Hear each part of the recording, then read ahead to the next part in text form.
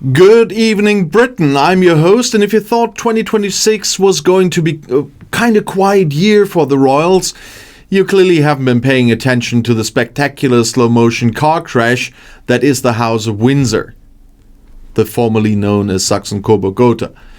We have to talk about Thursday, February 19th, and that day will go down in history, not for a coronation, not for a jubilee, but for the moment the Thames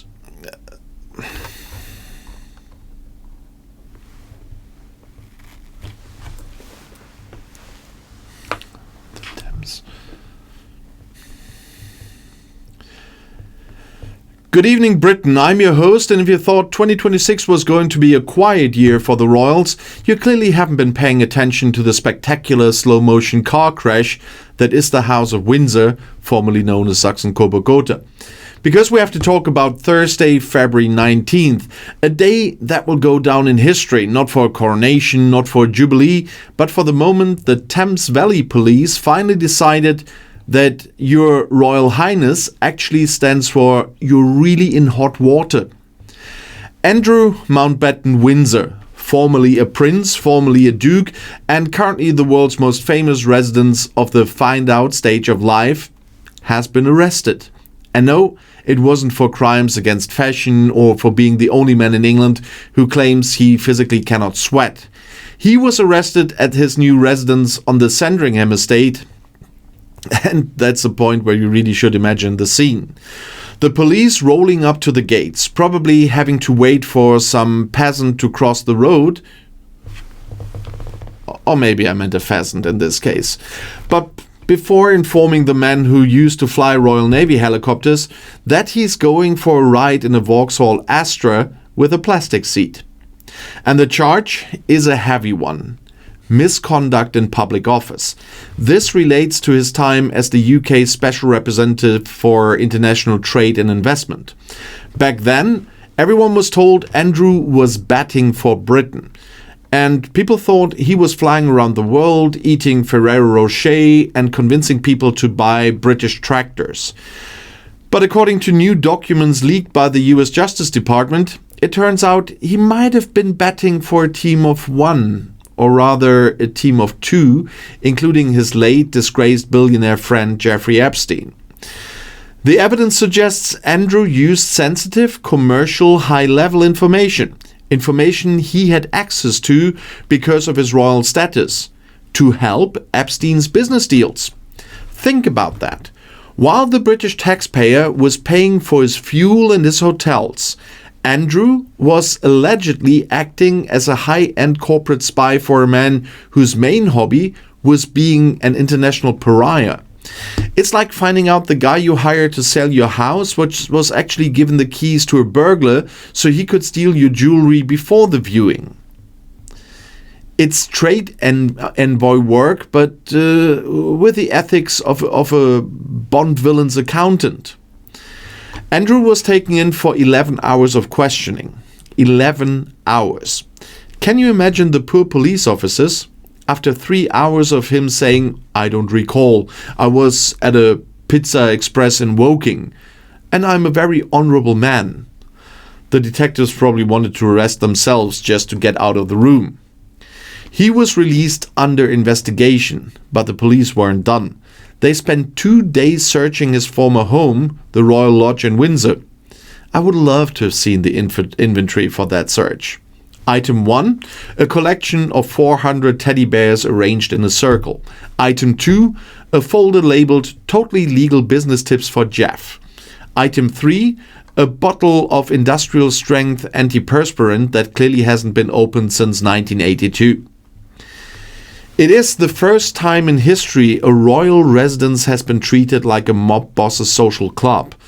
The police weren't just looking for documents, they were looking for the last shred of dignity left in that building. And spoilers, they didn't find it.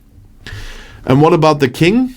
King Charles III issued a statement through the palace saying, and I quote, "The law must take its course." In royal speak, that is the equivalent of saying, I don't know this man, I've never seen him before. If you want to throw him in the tower, I have the keys right here. The firm has officially closed its doors.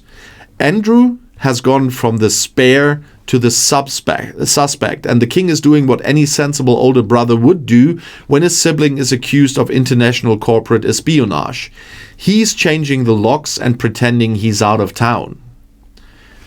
But here's the real earthquake. On Friday, the government announced they are reviewing an emergency bill to officially remove Andrew Mountbatten-Windsor from the line of succession. And this is huge. This hasn't happened since 1936, when Edward VIII abdicated because he wanted to marry a divorcee. Back then, it was a scandal about love. And today, it's a scandal about, well, everything else. And the government is basically saying, we've checked the list of people who could potentially wear the crown, and we've decided that the guy currently helping the police with their inquiries shouldn't be on page 1. It's a historic move. Parliament is stepping in and saying to the crown, you clearly can't clean your own house, so we are bringing in the industrial-sized political bleach. And a YouGov Snap poll found that 82% of the British public support removing him from the succession.